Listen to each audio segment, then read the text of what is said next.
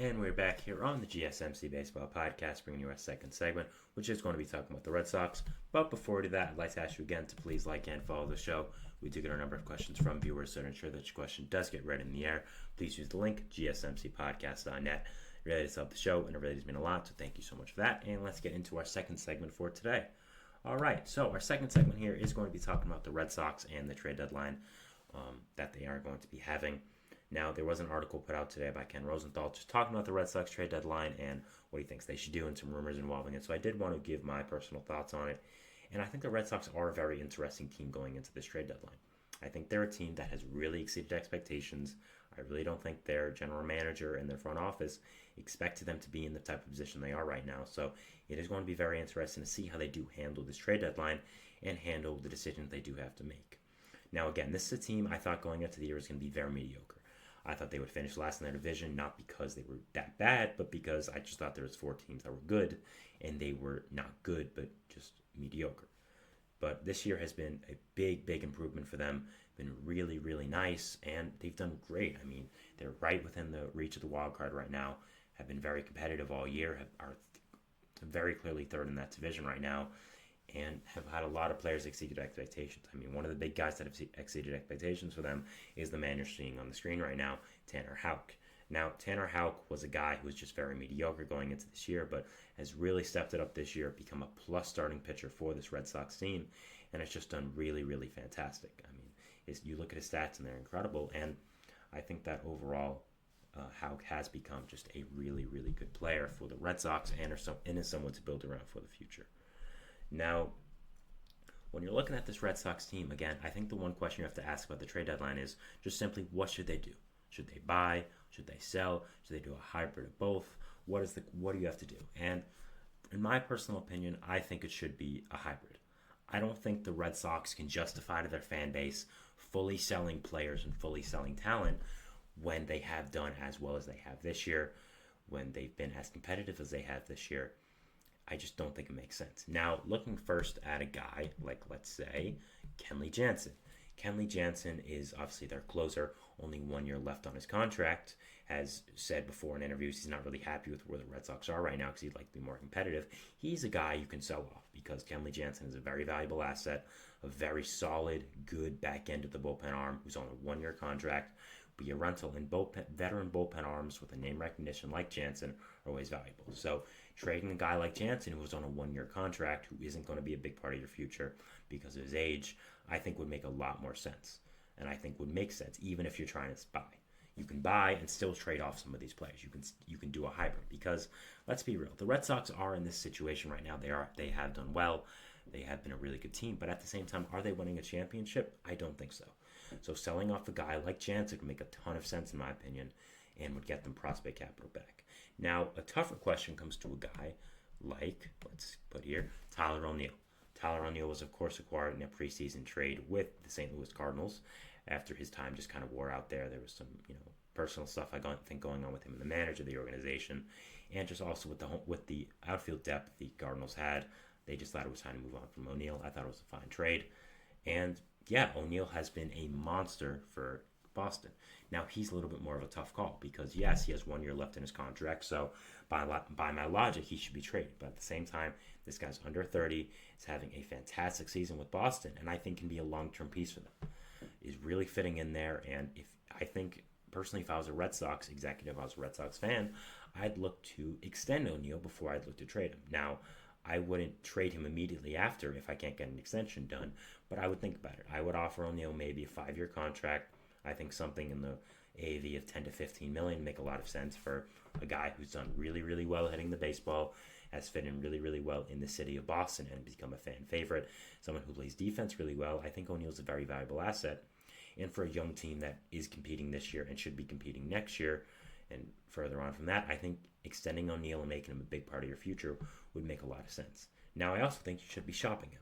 There's a lot of teams that could use a big, powerful right-handed outfield bat, and if someone offers you a prospect that you feel you can't say no to, I would also do that because you're in this type of situation. I mean, yes, you look at the Red Sox right now, and they are 4th in the wild card. They're only 1.5 games out, but first of all, they're not going to win their division. I mean, let's be real, they're not better than the Yankees. They're not better than the Orioles.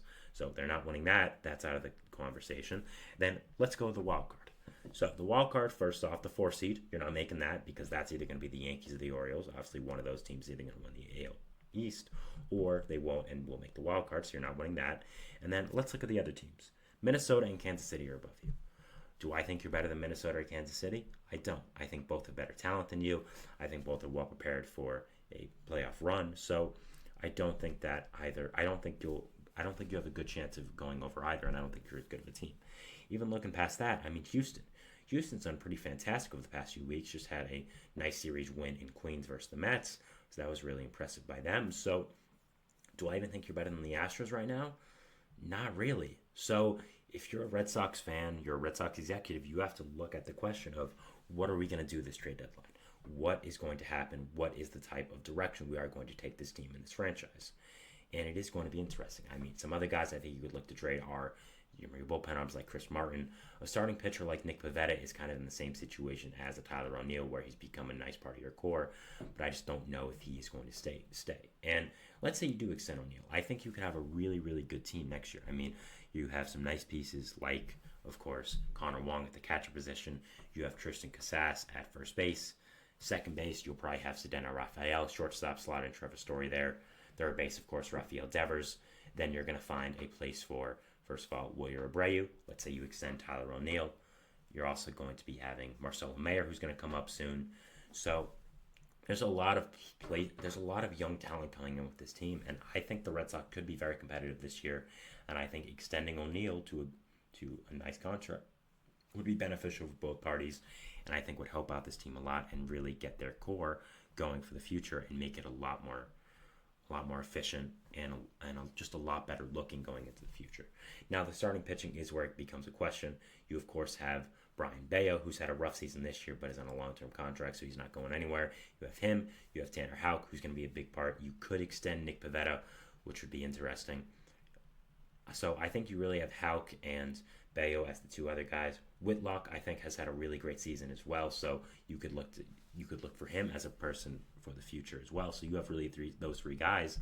And then I think it becomes interesting is where do you get that ace? Because as much as I like the guys in your roster, like I said, Bayo, Whitlock, I like Pivetta, of course I love Tanner Houck. Where are you going to go after this?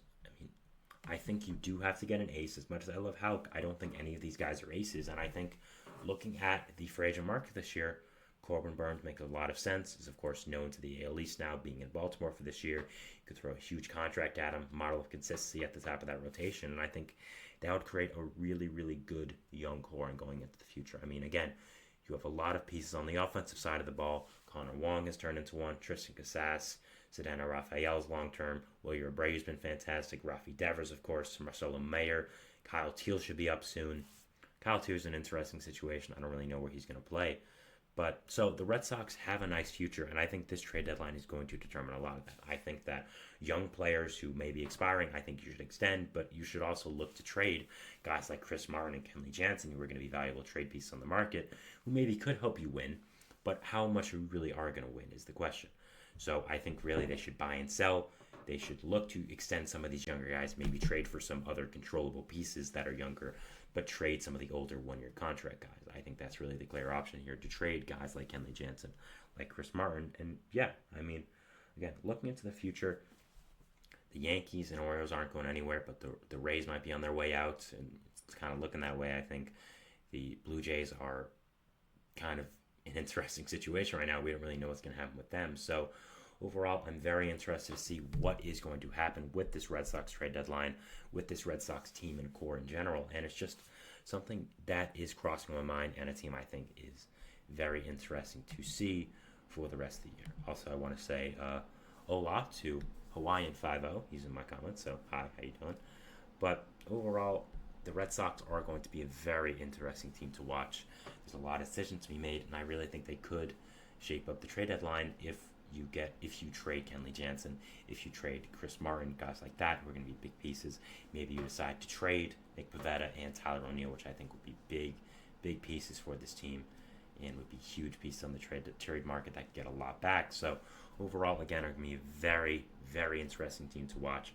be someone I really am putting all eyes on, and I think they're going to be a team that has a lot of decisions to make, not just for this year, but for the future as well, and I'm very excited and interested to see what they do end up deciding. So yeah, that is our second segment here, talking about the Red Sox and their trade deadline and just some thoughts about them.